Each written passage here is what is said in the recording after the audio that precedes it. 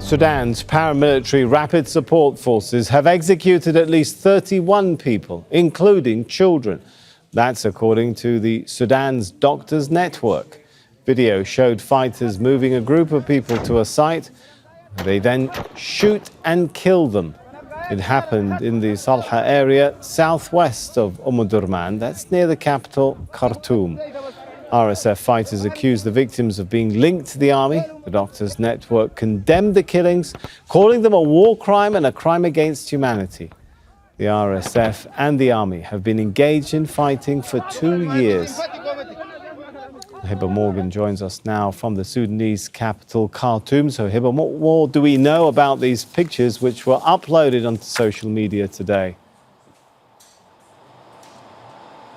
Well, what we do know is that one of the first groups to release that social media video, that very graphic social media video, was the RSF itself. Now, it accused those people who were in the video and appeared to be assassinated by RSF fighters as people affiliated to the Al-Barra ibn Malik brigade. That's a brigade that has been fighting alongside the Sudanese army since April 2023. Now, Salha in Omdurman, in southwest Omdurman specifically, is one of the very few places in the greater capital where the Rapid Support Forces still has a fighting force and is fighting against the Sudanese army. We know that in the past few days, the army has been trying to advance in that part of the capital to try to regain more grounds from the paramilitary Rapid Support Forces. But that video that surfaced lately shows that the RSF is still present in southwest Omdurman. And we also know that the RSF still has presence in western Omdurman. Now, according to the Sudanese Doctors Network, there were minors in the group of people who were assassinated or executed by the Rapid Support Forces. And they say that these were civilians and not fighters affiliated to the Sudanese army or fighters fighting alongside the Sudanese army. The network says this is the biggest documented mass killing since the start of the conflict that is being seen on social media videos by the Rapid Support Forces, and has called for investigation and accountability. And we're yet to hear from the army whether these people, these civilians and these individuals who have been executed are affiliated to them or not, or to hear any kind of condemnation from the Sudanese government or from the army. But what we do know is that Salha is one of the places where the Rapid Support Forces still has a fighting force and where civilians have been trying to leave that area because of RSF presence, and in some cases they've not been able to do so. All right. What more can you tell us about fighting elsewhere away from the capital?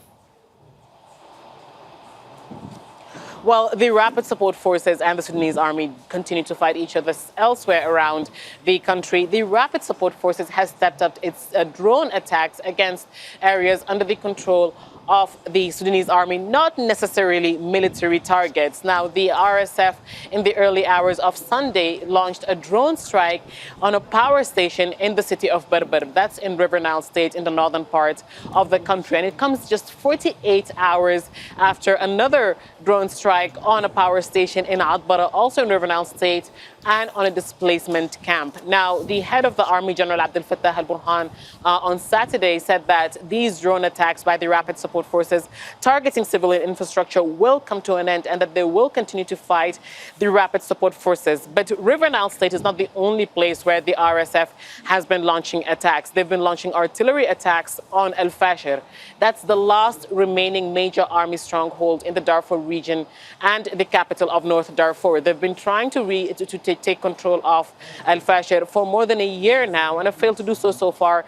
But they've been laying siege on that city, launching artillery attacks on the city and on residential areas, leading to the death of 7 on Saturday. So the RSF continues to fight the army elsewhere, whether it's in Al Fashir using artillery attacks or whether it's in the northern part of the country using drone attacks that have been targeting civilian infrastructure. All right, thanks so much. Hiba Morgan from Khartoum. Make sure to subscribe to our channel to get the latest news from Al Jazeera.